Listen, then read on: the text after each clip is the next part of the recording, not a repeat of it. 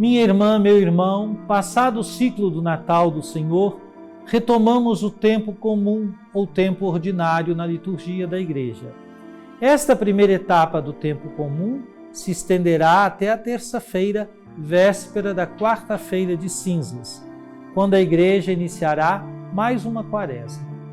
A liturgia do tempo comum vai nos alimentar com a palavra do Senhor, a fim de nos fortalecer na vivência da fé em Jesus Cristo, nosso Senhor, e de nos preparar para dar testemunho da fé batismal. Viver como criaturas novas, lavados nas águas do batismo e ungidos pelo Espírito Santo. Somos todos chamados a levar ao mundo o bom perfume de Jesus Cristo, a iluminar com nossas atitudes caminhos novos para um mundo novo. Prepare-se agora para ouvir o texto sagrado de hoje e fique atento à palavra que será proclamada, mas antes suplique comigo.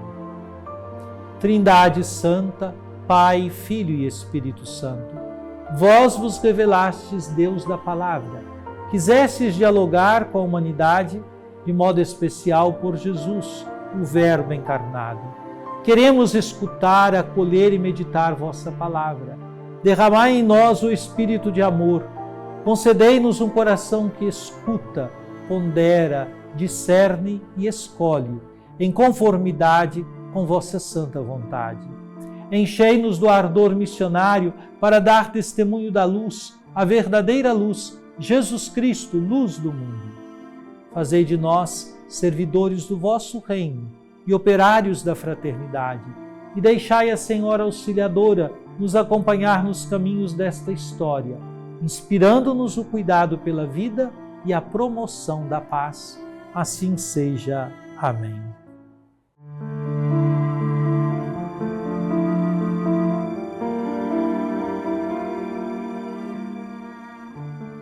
Irmãos, a lei possui apenas o esboço dos bens futuros e não o modelo real das coisas. Também com seus sacrifícios sempre iguais e sem desistência, repetidos cada ano, ela é totalmente incapaz de levar à perfeição aqueles que se aproximam para oferecê-los. Se não fosse assim, não se teria deixado de oferecê-los. Se os que prestam culto, uma vez purificados, já não tivessem nenhuma consciência dos pecados, mas ao contrário, é por meio deste sacrifício que anualmente se renova a memória dos pecados, pois é impossível eliminar os pecados com sangue de touros e bodes.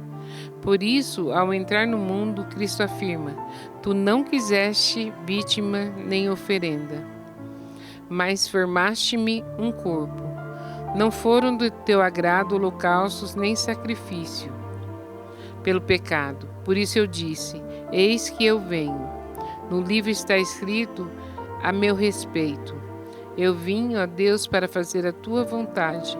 Depois de dizer: Tu não quisestes nem te agradaram vítimas e oferendas, holocaustos, sacrifícios pelo pecado, coisas oferecidas segundo a lei. Ele acrescenta: Eu vim para fazer a tua vontade. Com isso, suprime o primeiro sacrifício para estabelecer o segundo. É graças a essa vontade que somos santificados pela oferenda do corpo de Jesus Cristo, realizada uma vez por todas.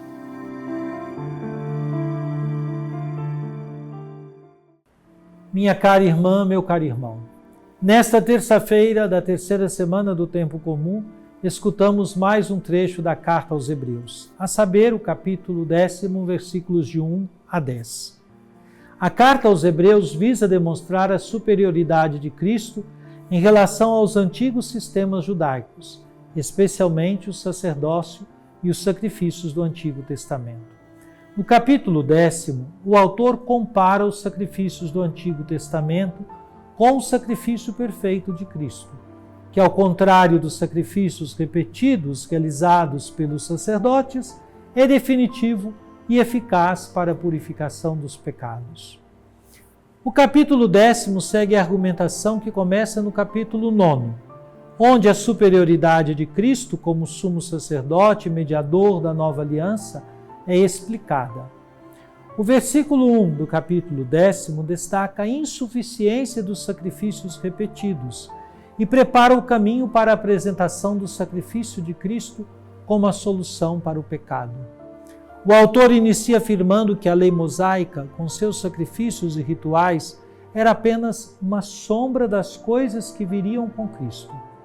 Ela apontava para a necessidade de purificação e reconciliação com Deus, mas seus sacrifícios repetitivos eram incapazes de aperfeiçoar verdadeiramente os adoradores. Nos versículos 2 a 4, o autor aponta para a limitação dos sacrifícios antigos. Se os sacrifícios de touros e bodes tivessem sido eficazes, não teriam sido repetidos todos os anos. Na realidade, esses sacrifícios apenas renovavam a lembrança dos pecados, mas não proporcionavam a verdadeira purificação.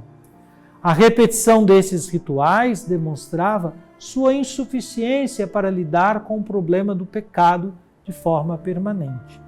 Cristo, por sua vez, oferece um sacrifício definitivo.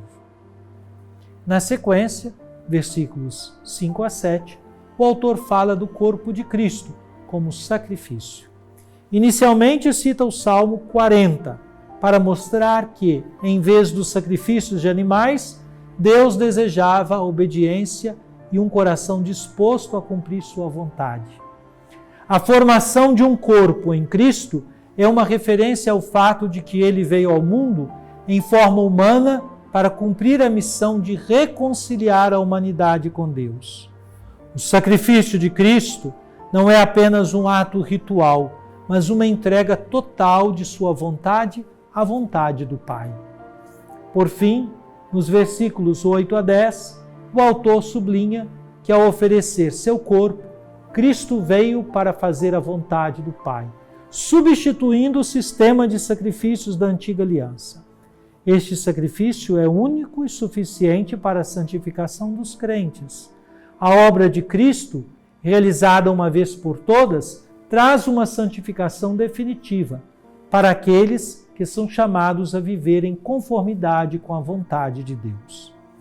Para nós hoje, o sacrifício de Cristo deve ser uma fonte constante de gratidão e reflexão. A compreensão de que Cristo se entregou uma vez por todas para a remissão dos pecados nos convida a viver em resposta a este amor imenso e sacrificial. Esse sacrifício também nos chama a viver de maneira obediente à vontade de Deus, imitando o exemplo de Cristo que disse: "Eis-me aqui para fazer a tua vontade". Como discípulos de Cristo, somos chamados a viver a santificação que Ele nos proporciona pela entrega de nossas vidas à sua vontade, vivendo em conformidade com o Evangelho e trabalhando para manifestar o reino de Deus em nossa vida cotidiana.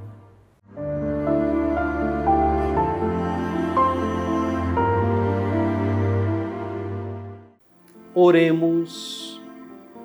Ó Divino Pai Eterno, tendo ouvido e meditado a palavra sagrada, concedei-nos dar testemunho da luz do vosso amado Filho, Jesus Cristo, nosso Senhor.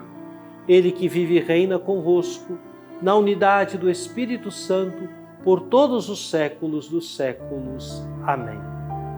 E venha sobre você, minha irmã, sobre você, meu irmão, sobre sua família e sua comunidade, a bênção de Deus, Pai, Filho e Espírito Santo. Amém.